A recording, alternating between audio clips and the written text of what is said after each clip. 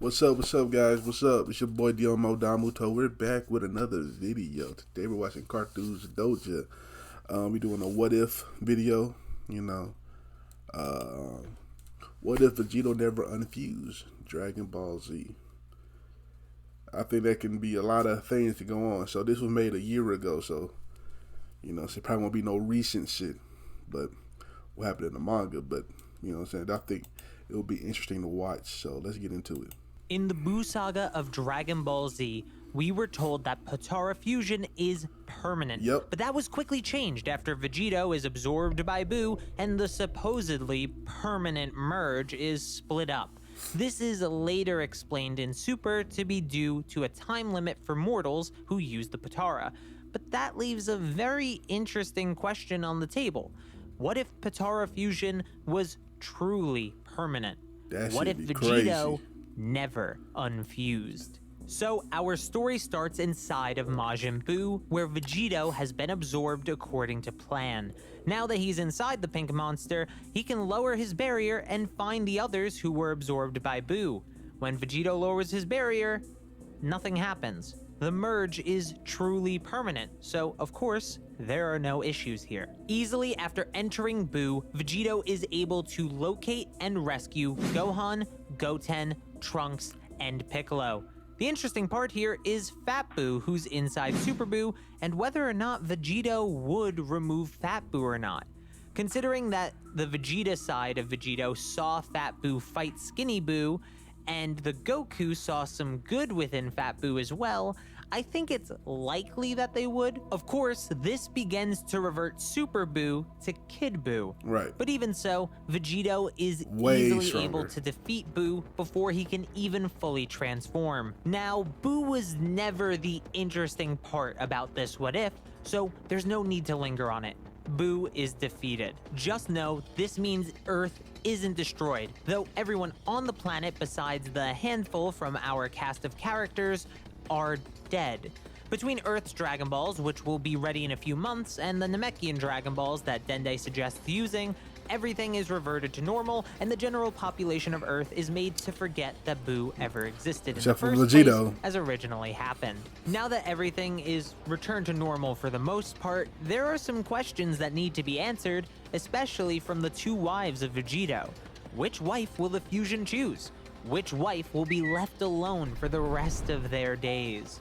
Well, this answer may seem boring, but I don't think of Dragon Ball as a series with this type of drama. So for me, the answer is very simple. Vegito wouldn't go back to either. This is the most reasonable answer in my view and avoids the weird picking of a family, which just seems get that wrong. out the story. That's Vegito a really hella confusing isn't part. like Goku or Vegeta very much in my view. He's his own character. Mixed enough to be his own person, and thus isn't really appealing to Bulma or Chi-Chi either. Side note, I know a lot of people think he's more Vegeta-like due to his use of Kakarot in his fused name, but Vegito was actually originally supposed to be named Gogeta. As far as I'm aware, this was changed to avoid confusion with the Fusion Reborn movie, so there you go. The more you know. So with Vegito isolated, he can focus on his training. Bulma takes care of Chi-Chi financially, so Vegito can spend his time the way he wants, especially after being given the money from Mr. Satan.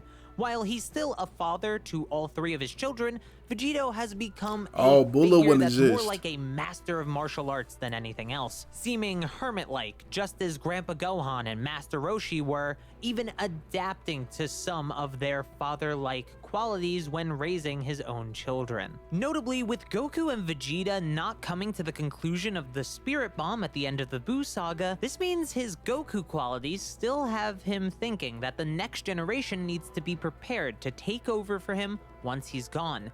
A single protector of Earth must be found. Goten and Trunks are easy to convince to keep training, but Gohan feels like he's not needed. He wants to focus on his scholarly pursuits and Videl, but Vegito is part Vegeta, so he doesn't let him. He presents Gohan a possibility, a time where Vegito isn't around, or isn't enough. A time where Gohan's family is in danger, but due to him getting soft, he can't protect them.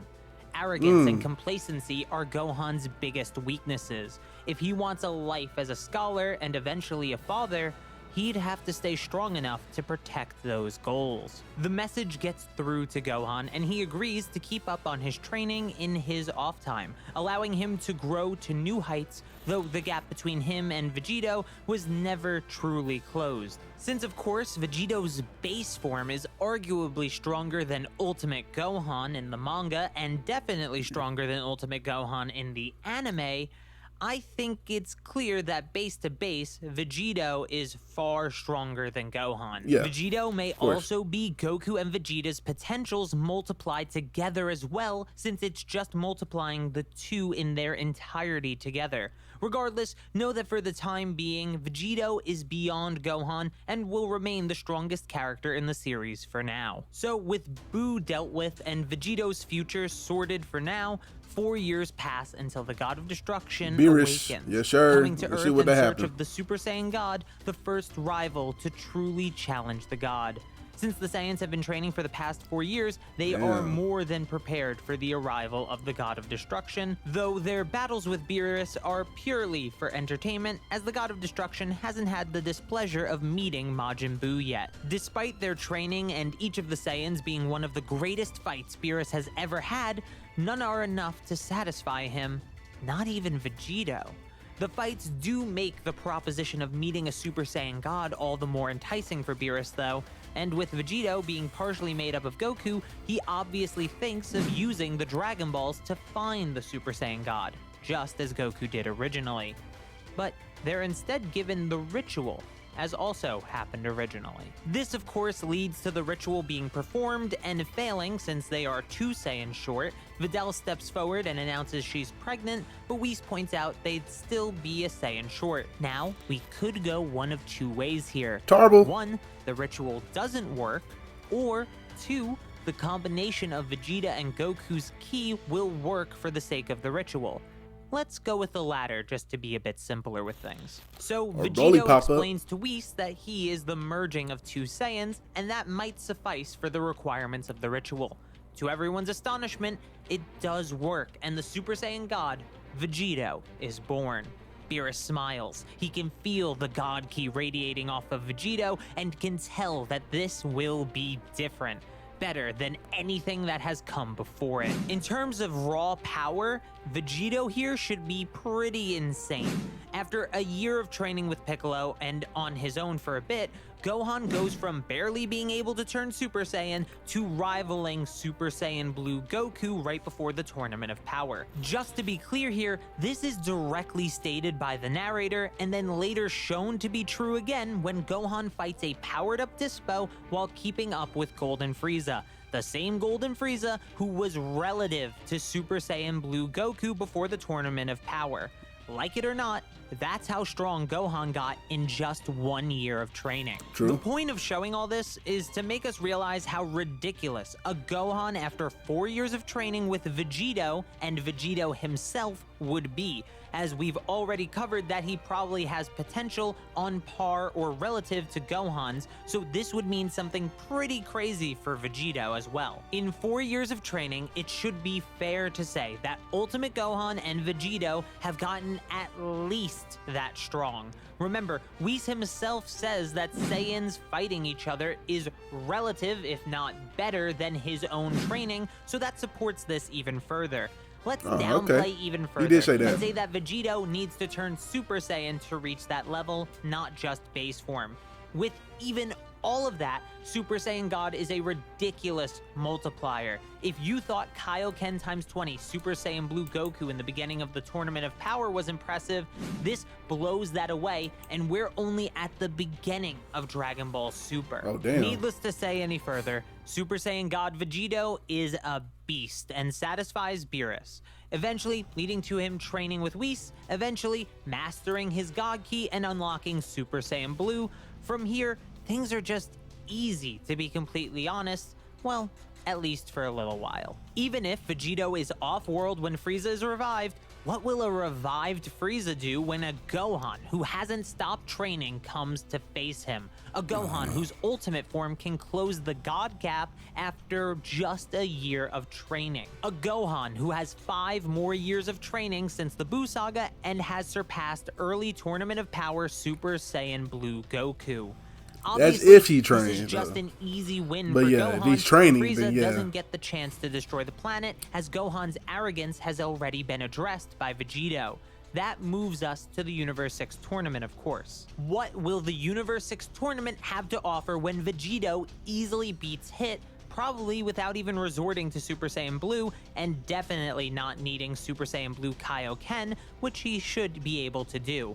So Vegito just solos the tournament with no difficulty. Then of course Zeno would make his appearance, and while less goofy than Goku, Vegito is still a bit naive and makes Zeno's acquaintance. I feel like this happened, the writers will make the character stronger, but of course according to how the characters are now, then yeah, Vegito is whooping their ass.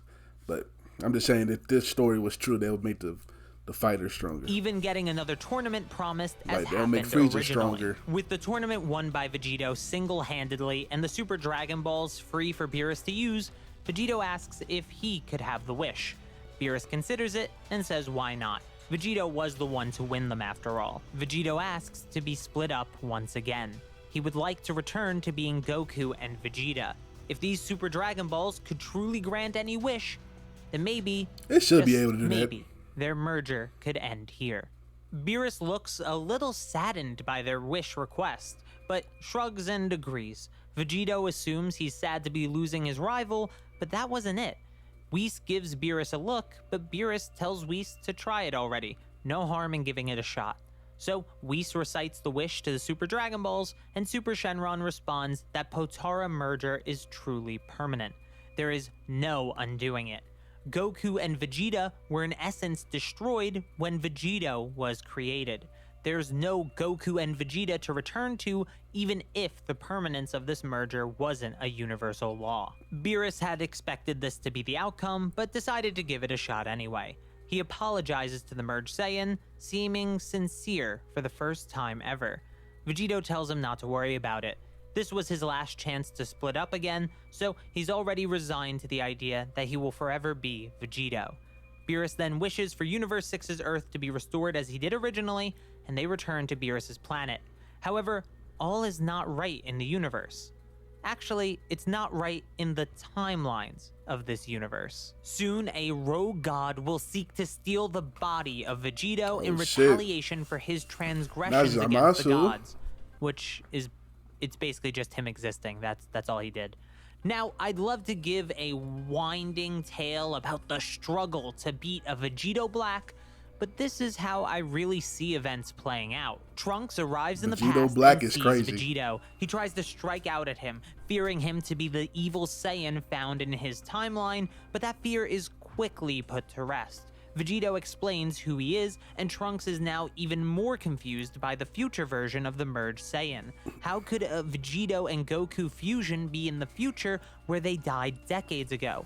Even if it were them, why would they be evil? Vegito tells him not to worry about it. Whoever Vegito Black is, he shouldn't be too hard to beat. A bit of time passes after this conversation, and a rift opens in the sky, a portal to the future Vegito Black and is cold as from it hell, I ain't gonna comes lie. Vegito Black.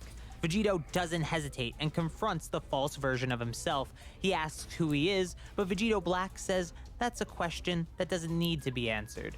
Vegito tells him that's a shame, since they won't get a second chance. Notably, Vegito is pretty decisive in his battles. He enters with a goal in mind and does whatever he can to achieve that goal.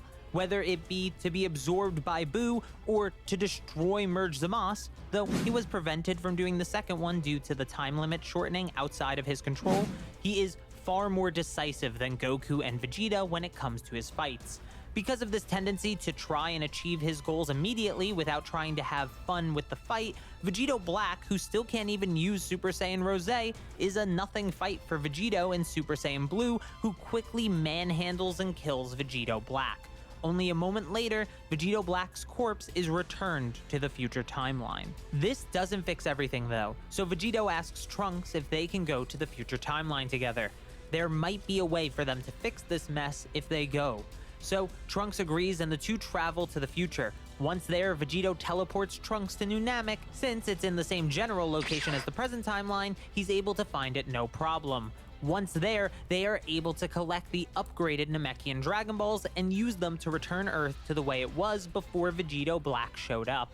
Vegito thanks the Namekians and takes Trunks back to Earth, where he is reunited with his mother and Mai. Trunks thanks Vegito for everything, but before peace can truly return, a notable key is present on Earth. Zamasu, immortal and alone, is furious to see his work undone. Vegito quickly teleports to him and stops the rogue god before he can cause any destruction to the newly restored planet. It doesn't take long for Vegito to realize Zamasu is immortal, but he can still be knocked out, which is exactly what Vegito does. Once Zamasu is unconscious, Trunks takes Vegito to the past once again, and Vegito hands Zamasu over to Beerus. He tells Beerus that this is the person responsible and that he's immortal. Beerus recognizes Zamasu and says Vegito Black had the same key, so that makes sense. Whis gives Beerus a version of the Z-Sword, and using the blade, he seals the immortal god forever.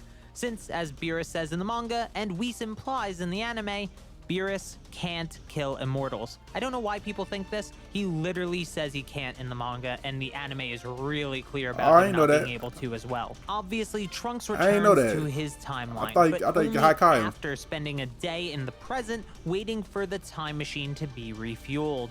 Using this time, Vegito takes Trunks to Elder Kai and has his potential unlocked. This should help keep him strong enough for any future threats, so long as he continues to train, of course.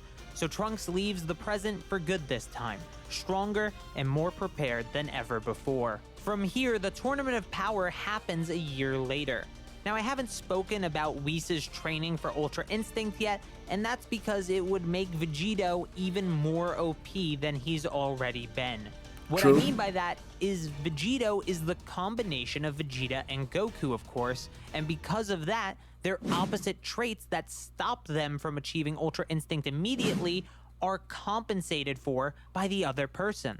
This makes Vegito the perfect fighter by Whis' standards, and for me, this would be enough to allow him to achieve at least Ultra Instinct Omen at will from Whis' training alone. Now, imagine a Vegito who's far stronger than either Goku or Vegeta at the beginning of the tournament, and has access to at least Ultra Instinct Omen, and that's being generous. I think he probably could have mastered it because of his lack of family time required. True. I think there's clearly a running theme here, and it's very simply that Vegito just sort of solos due to his high potential and his high power difference at the very beginning of the series. As for the Broly movie, I actually don't think it'll happen at all.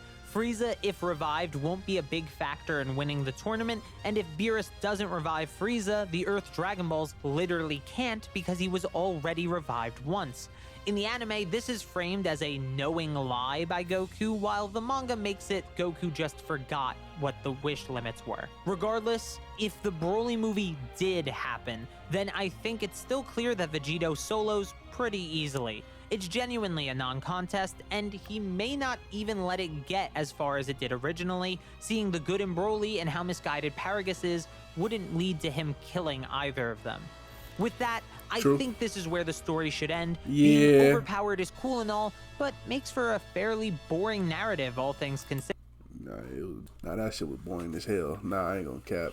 That nigga Vegito just be too fucking strong. Like, what the fuck? I don't know what the fuck he do. He'll be like he just like Vegeta versus Jiren wouldn't be a big of a fight.